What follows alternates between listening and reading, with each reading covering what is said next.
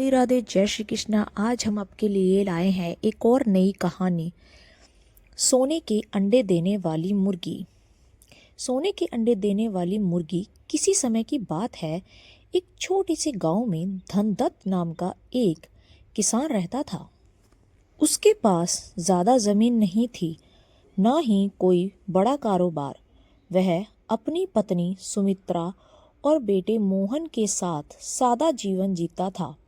धनदत्त मेहनती तो था, लेकिन भीतर ही भीतर वह हमेशा अमीर बनने का सपना देखता रहता था।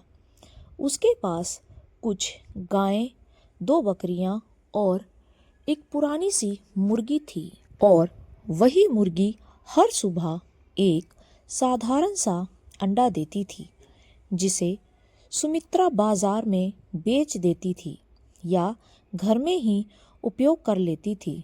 और उसके बाद एक दिन की बात है, जब सुमित्रा ने मुर्गी द्वारा दिया गया अंडा उठाया तो वह कुछ अलग ही चमक रहा था। सुमित्रा ने जब ये सब देखा तो वह आश्चर्यचकित रह गई। अरे, यह अंडा इतना चमकीला क्यों है? उसने हैरानी से कहा। उसके बाद धनदत्त ने अंडा हाथ में लिया। वह भारी था, पीले रंग का, और धूप में चमक रहा था। तो देखकर बहुत ही हैरान रह गए। यह तो सोने जैसा लग रहा है। धनदत्त घबरा गया और वे दोनों अंडा लेकर गांव के सुनियार के पास पहुंचे। सुनार ने जांच कर कहा कि यह तो एक सोने का अंडा है। बधाई हो, यह अंडा शुद्ध सोने का है। आपके तो भाग्य खुल गए। यह सुनते ही धनदत्त की आंखें खुली के खुली रह गईं। उसकी आंखें चमक उठीं। पहली बार उसके हाथ में इतनी कीमती चीज आई थी। उसने वह अंडा बेच दिया और अच्छी खासी रकम मिली। उसके बाद उस रात घर में खुशी का माहौल छा गया था।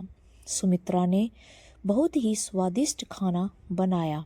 मोहन ने नए कपड़ों की फरमाइश की रखी, और धनदत्त देर रात तक हिसाब लगाता रहा कि अब हम आगे क्या करेंगे। अगली सुबह वही मुर्गी फिर एक सोने का अंडा दे गई, और उनके परिवार को तो खुशी का ठिकाना ही नहीं था।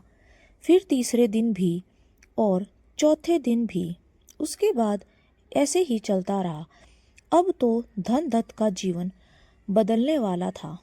उसने कच्चा घर पक्का बनवाया, अच्छे कपड़े पहनने लगा, और गांव में उसकी बहुत ही इज्जत भी बढ़ गई थी।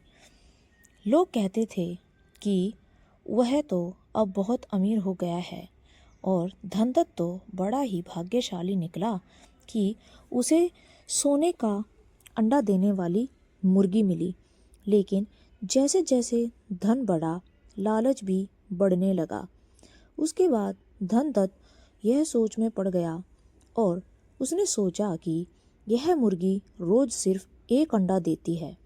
अगर इसके पेट में सोने के अंडे हैं तो क्यों ना एक ही बार में सारे अंडे निकाल लिए जाएं। उन्होंने यह तरकीब बनाई। सुमित्रा ने समझाया कि यह सब ठीक नहीं। जो मिल रहा है, जैसे मिल रहा है, उसी में संतोष रखो। लालच ठीक नहीं। हमारे पास अब बहुत कुछ है। लेकिन धनदत्त अब सुनने की स्थिति में नहीं था। गांव के कुछ लोग ने भी कहा और उसके कान भरे कि एक ही बार अमीर बन जाओ, थोड़ा थोड़ा बन के क्या ही मज़ा आता है। उस रात धनदत्त को नींद नहीं आई। उसकी आंखों के सामने सोने के अंडे नाच रहे थे, और उसने सोचा कि अगली सुबह उसने मुर्गी को पकड़ा। मोहन डर गया और बोला कि बाबा, मुर्गी को कुछ मत करना।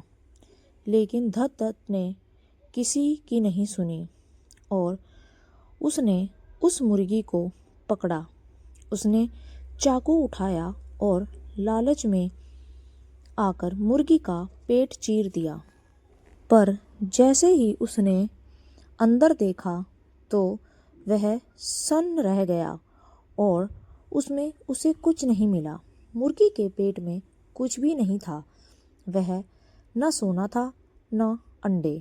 यह देखकर वह रोने लगा। मुर्गी वहीं मर गई।